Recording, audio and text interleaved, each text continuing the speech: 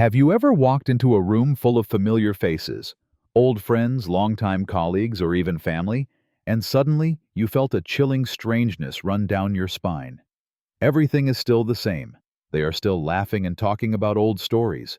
They are still complaining about old problems. They are still drinking that beer, listening to that music. But something inside you has snapped. You sit there smiling, nodding, but inside you feel like an alien wearing a human suit. You feel like you are acting in a play where you have forgotten the lines. And after that meeting, you return home, collapse on the bed, and feel an exhaustion down to the marrow. Not the tiredness of the body, but the tiredness of the soul. You ask yourself, what is wrong with me? Why don't I feel happy anymore? Am I becoming arrogant? Am I depressed? My dear friend, if you are feeling this, let me reassure you. Nothing is wrong. You are not broken. You are not becoming a bad person. What is happening is a natural physical phenomenon of the universe, also a most profound spiritual phenomenon. Your vibration frequency is changing. You are experiencing what Alan Watts calls organic awakening. Like a snake in the season when it must shed its skin. The old skin has become too tight, dry, and itchy. It no longer contains the person you are becoming. But this is the tragedy, or rather the challenge, of this process. When the snake sheds its skin, it must rub itself against rough rocks. It becomes temporarily blind, and it becomes extremely sensitive and vulnerable. And most painful of all, it must leave the old skin, the thing that once protected it, behind. That old skin is exactly the old relationships, the old environments, and the old people. Today we will go deep into the mechanics of this change. We will not talk about morality, who is good, who is bad. We will talk about energy. Why, when you change, some people must leave.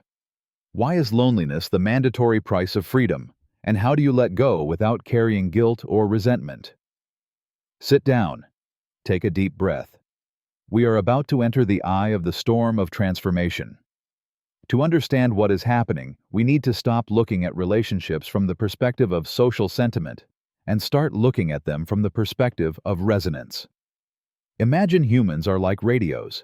Each of us emits and receives waves at a certain frequency. This frequency is made up of our thoughts, beliefs, emotions, and level of awareness about the world. When you meet and bond with someone, it means your two radios are catching the same channel. You laugh at the same joke, get angry at the same problem, share the same fear. That is resonance. This harmony creates a sense of safety, a sense of belonging. But then you start to change. Maybe you start reading books. Maybe you start meditating. Maybe you have just gone through a major event, a loss, a severe illness, that makes you look at life with different eyes. Or simply, you are sick of meaningless dramatic games and start craving truth, peace. In the language of Alan Watts, you are starting to look through the play. You are no longer fascinated by shadows on the wall, you want to step out into the sunlight. And when that happens, the knob on your radio starts to turn. You switch from channel FM 90 to channel FM 100. What happens when your radio is at frequency 100, but the people around you are still broadcasting at frequency 90, interference? Suddenly their stories sound jarring. Their complaints, things that before you used to join in with, now sound heavy and meaningless. You try to share about the new things you just discovered, but they look at you with empty eyes, or worse, they mock and tell you, you are overreacting. This is not them being bad. Remember this carefully. They are not wrong for staying at frequency 90. That is their journey. That is the lesson they need to learn. The problem lies here. You cannot force a person listening to channel 90 to understand the music playing on channel 100. The fatigue you feel when being with them is exactly the conflict of energy. You are having to spend a huge amount of energy to lower your frequency, to compress yourself to fit the old frame, just to maintain the connection. You are trying to wear the shirt of a 10-year-old child when your body is an adult, and that suffocates you. Your energy change is not a choice of the ego, I want to be better than you. No, it is a natural movement of the universe inside you. It is like a river flowing to the sea. The river cannot flow back to the source just because it misses the rocks upstream. When you start raising your vibration frequency, that is when you become more authentic, more peaceful, and less fearful. The universe will start a purification process. This sounds cruel, but actually it is the arrangement of the supreme order. People no longer compatible with your new energy will automatically be pushed away, or you yourself will feel the urge to leave them. Below are 3 typical groups of people who will gradually disappear from your life when you awaken, and the deep reasons why they must go. The anchors of the past. These are old friends, close people who knew you back in the day. They love the old version of you, the version that might have been drinking or complaining or weak or obedient. When you change, they feel threatened. Why? Because your change is a mirror reflecting their stagnation. When you start eating healthily, you make them feel bad about their lifestyle. When you start pursuing dreams, you make them remember the dreams they threw away. They will say sentences like, "You changed. You are weird lately. Did you forget your brothers?" They are anchors. The function of an anchor is to keep the ship still in one place. But you have weighed anchor. You want to set sail. If you keep them, either you must stay in the port forever, or you will drag that anchor along the seabed until your ship breaks apart. They must leave so you can surf the waves. And their leaving is also a lesson for them, that no one can bathe twice in the same river. The drama addicts. Many of our relationships are built on the foundation of shared pain. 2 friends are close to each other only because they both hate a third person, or both complain about bad husbands, or both share failure. The only connecting thread between you and them is negativity. When you start healing, when you start finding peace, you cut off the fuel source of this relationship. You no longer want to gossip. You no longer want to complain. You start talking about ideas about joy, about gratitude, and suddenly they have nothing to say to you anymore. They will feel you are boring. They will seek new friends ready to jump into the emotional mud puddle with them. Let them go. Do not try to pull them up to the shore if they are not ready. You cannot save a person who loves their cage. The controllers. This is the group hardest to let go of because they are usually family members or lovers, spouses. These are people who have built a perfect script for your life. They want you to do this job, marry that person, live in that place. They believe they own you. Their love is conditional love. I will love you if you do as I say. When your energy changes, you start realizing your autonomy. You start saying no. You start setting boundaries. This will cause a war. They will use anger, silence, or guilt tripping to force you back into the old mold. But once you have tasted the flavor of freedom, you cannot go back. The crack is inevitable, and their leaving or the radical change in the relationship is the mandatory price for you to be yourself. Now let us talk about the most difficult emotion in this process. Guilt. You feel you are a traitor. You feel you are cold, heartless. The voice in your head whispers, "They were so good to me, how can I abandon them? Am I becoming selfish?" This is when we need to apply Alan Watts's philosophy to untangle this psychological trap. You see, we often confuse loyalty and attachment.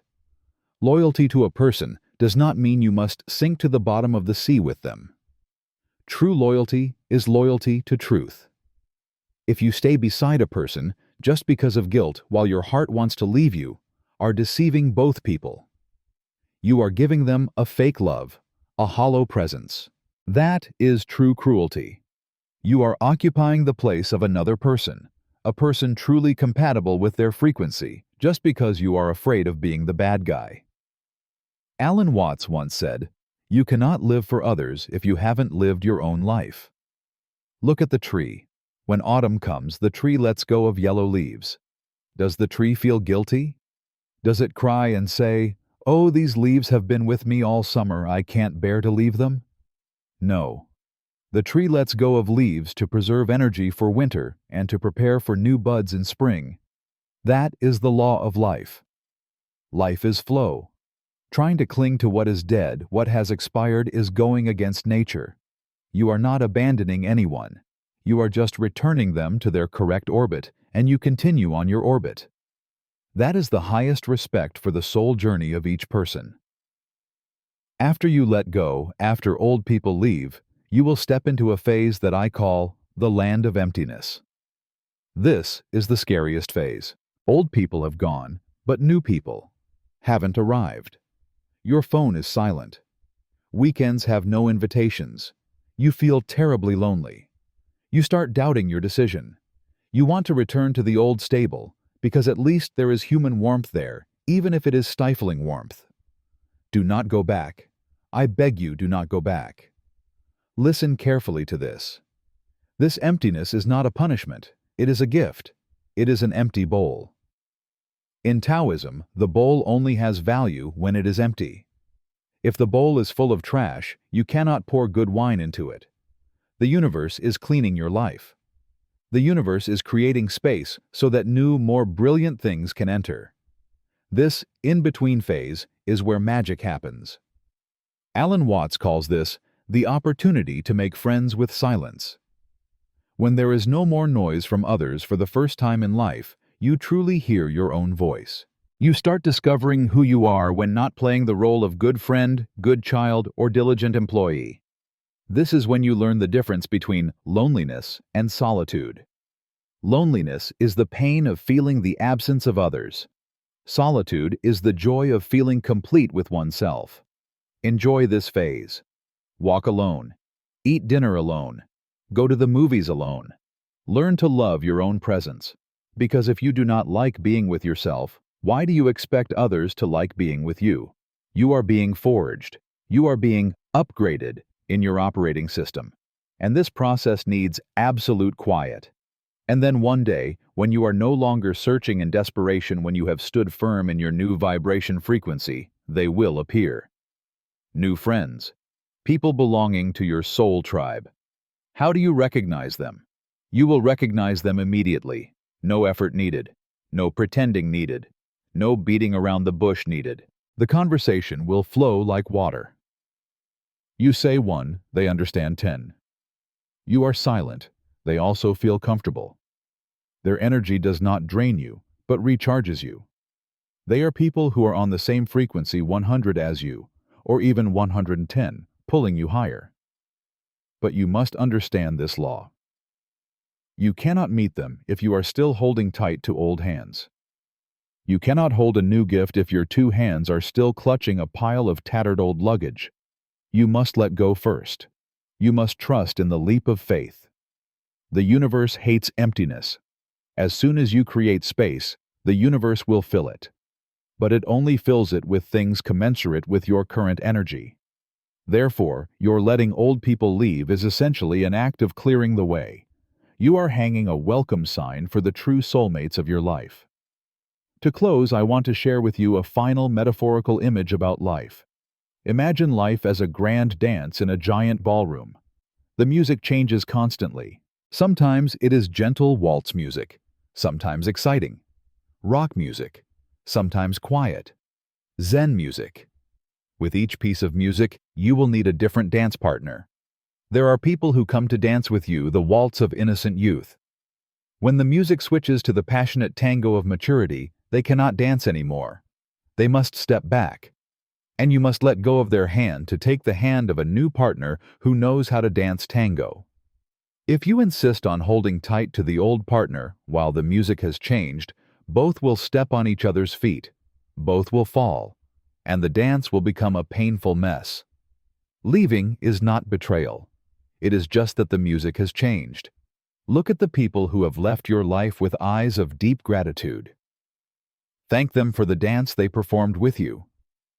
Thank them for the lessons, the pains, and also the joys they brought. They played an important role in bringing you to today. But now the music is different. Bow to them respectfully, and turn your face towards the empty dance floor ahead. The light is shining on you. The new melody is sounding. Do not be afraid to dance alone for a moment. Close your eyes, feel the melody of your own soul, and start moving. Because the best dance partners, those who truly belong to the music of your life, are stepping out of the shadows to come to you.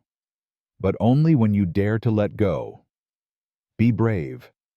Every shedding is painful, but its result is a pair of wings. And the sky is waiting for you.